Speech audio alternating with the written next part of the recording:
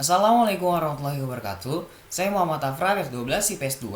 Pada kesempatan kali ini, saya akan menjelaskan mengenai pemberontakan RMS atau Republik Maluku Selatan, yaitu gerakan yang ingin memisahkan diri dari wilayah Indonesia dan ingin membentuk sebuah negara yang berdaulat sendiri yang terpisah dari Republik Indonesia Serikat atau RIS yang nantinya akan berubah menjadi Negara Kesatuan Republik Indonesia atau NKRI. Nah, kita udah tahu nih, kalau gerakan RMS ingin membentuk negara yang berdaulat sendiri. Kira-kira apa aja sih penyebabnya? Awalnya, pemberontakan ini dipicu oleh bentuk tidak puasan atas kembalinya Republik Indonesia Serikat ke Negara Kesatuan Republik Indonesia atau NKRI. Pemberontakan ini diwarnai dengan unsur KNIL atau Tentara Kerajaan Hindia Belanda yang merasa nggak puas karena status mereka yang nggak jelas. Saat itu, atas keberhasilan Angkatan Perang Republik Indonesia Serikat atau APRIS dalam mengatasi keadaan, menyebabkan banyak masyarakat yang semangat atas kembalinya Republik Indonesia Serikat ke dalam Negara Kesatuan Republik Indonesia. Sumokil bersama para anggotanya yang mendukungnya nggak pernah menyerah buat bisa melepaskan wilayah Maluku Tengah dari wilayah Negara Kesatuan Republik Indonesia. Bahkan, mereka melakukan sebuah perundingan buat melakukan pemberontakan bersama para anggota KNIL. Dalam perundingan yang dilakukan di wilayah Ambon, dihadiri oleh para pemuka KNIL, Sumokil, dan Insinyur Mandusaman, berencana buat daerah Maluku Selatan jadi daerah mereka. Bahkan kalau perlu, membunuh seluruh anggota dewan yang ada di Maluku Selatan agar bisa melakukan proklamasi kemerdekaan di wilayah yang disebutkan. Pada rapat kedua, J. Manuhutu akhirnya terpaksa hadir dengan ancaman senjata yang ada di bawahnya. Tentunya RMS ini mempunyai tujuan dong. Seperti yang saya sebutkan di awal, Sumokil yang mantan jaksa agung menjadi dalang dari pemberontakan RMS. Tentunya ingin melepaskan wilayah Maluku dari Negara Kesatuan Republik Indonesia. Selanjutnya, ada jalan pemberontakan. Sebelum melakukan proklamasi Republik Maluku Selatan, Gubernur 9 Serangka yang punya anggota pasukan KNIL dan Partai Timur Besar dulu melakukan berbagai propaganda yang mana dilakukan supaya wilayah Maluku bisa terlepas dari wilayah Negara Kesatuan Republik Indonesia. Di sisi lain, Sumokil udah berhasil nih meyakinkan masyarakat dan membentuk kekuatan di daerah Maluku Tengah. Sedangkan orang yang nggak mendukung dan menyatakan mendukung Negara Kesatuan Republik Indonesia, maka akan diancam atau dimasukkan ke dalam penjara. Akhirnya, tanggal 25 April tahun 1950, Republik Maluku Selatan diproklamasikan. Saat itu, yang jadi presiden adalah J.H. Manuhutu dengan Perdana Menteri Albert Faye Rizal. Ada beberapa menteri yang terpilih. Yang pertama, ada Mr. Dr. C.R.S. Sumokil, D.J. Gaspers, J.B. Batirajawane, J. Tole, S.J.H. Norimarna, P.W. Lokolo, H.F. Peter, Anna Holi, Z.P. Suwarisa, dan Insinyur J. Manusama. Lalu, di tanggal 27 April 1950, Dr. J.P. Nikijulu diangkat jadi wakil presiden dari Republik Maluku Selatan buat wilayah di luar negeri dan berkedudukan di Den Haag, Belanda. Kemudian, di tanggal 3 Mei 1950, Sumokil menggantikan Manuhutu sebagai Presiden Republik Maluku Selatan. Pada tanggal 9 Mei 1950, dibentuklah Angkatan Perang Republik Maluku Selatan atau APRMS yang dipimpin oleh Panglima Sersan Mayor KNIL D.J. Samson. Sedangkan buat kepala staf dipimpin oleh Sersan Mayor Patiwale dan beberapa anggota staf lainnya yaitu Sersan Mayor Aipasa, Sersan Mayor Peter, dan Sersan Mayor Kastanja.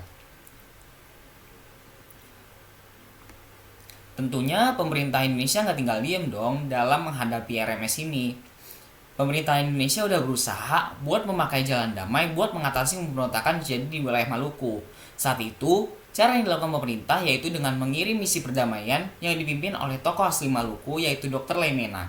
Tapi, upaya itu ditolak mentah-mentah oleh Sumokil, lalu mengirimkan misi perdamaian yang terdiri dari politikus, dokter, pendeta, dan wartawan. Namun, mereka tetap nggak bisa bertemu dengan Sumokil. Karena upaya perdamaian itu ditolak, lalu dilakukanlah agresi militer buat membersihkan gerakan RMS tersebut.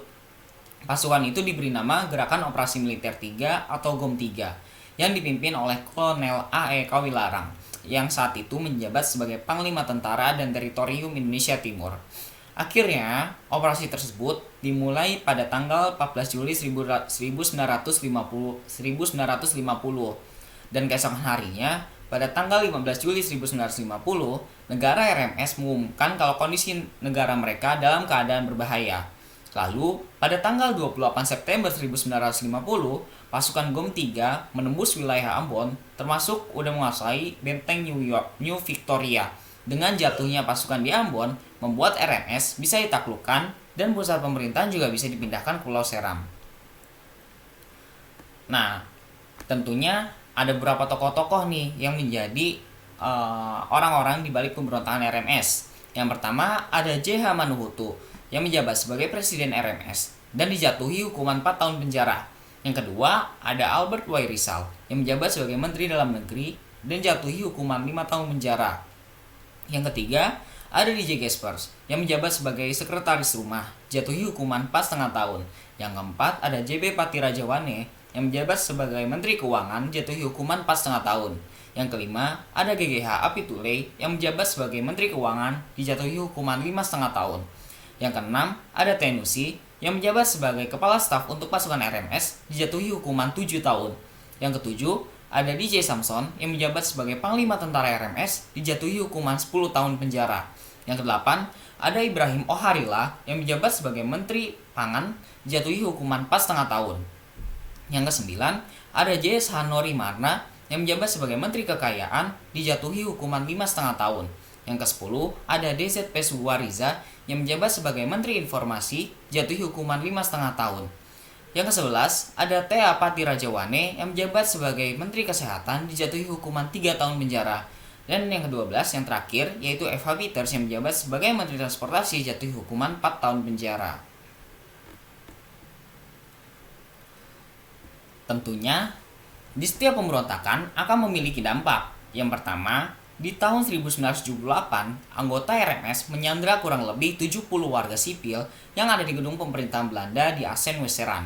Teror itu juga dilakukan oleh beberapa kelompok yang ada di bawah pimpinan RMS, seperti kelompok bunuh diri Maluku Selatan. Lalu di tahun 1975 pada kelompok ini pernah melakukan perampasan kereta api dengan menyandra 38 penumpang kereta tersebut. Pada tahun 2002, saat peringatan proklamasi RMS yang ke-15 dilakukan, diadakan acara pengibaran bendera RMS di Maluku. Akibatnya, 23 orang ditangkap oleh aparat kepolisian. Setelah penangkapan, mereka nggak terima karena menganggap ini nggak sesuai hukum yang berlaku. Kemudian, mereka menuntut Gubernur Maluku dan Kepala Kejaksaan Tinggi pada saat itu. Jadi, mereka melakukan penahanan yang diduga sebagai provokator pelaksanaan pengibaran bendera RMS. Aksi ini terus dilakukan sampai pada tahun 2004. Ratusan pendukung RMS mengibarkan bendera RMS di Kodamati. Akibatnya terjadi konflik penangkapan dan konflik aktivis RMS dengan NKRI. Gak cukup dengan aksi-aksi itu aja, anggota RMS kembali menunjukkan keberadaan pada masyarakat Indonesia. Lebih parahnya lagi, mereka gak segan-segan meminta pengadilan negeri Den Haag buat menuntut Presiden SBY atau Susilo Bambang Yudhoyono dan menangkapnya atas kasus HAM.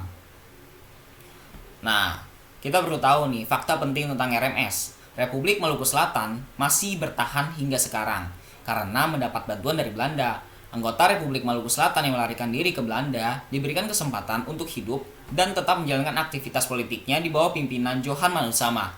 Di Indonesia pernah terjadi pengibaran bendera Republik Maluku Selatan atau RMS. Peristiwa tersebut terjadi ketika di Lapangan Merdeka Ambon, Jumat 19 Juni 2007, dengan ditampilkannya tari Cakalele. Tujuan pengibaran bendera RMS menunjukkan bahwa RMS masih ada dan masih eksis hingga sekarang.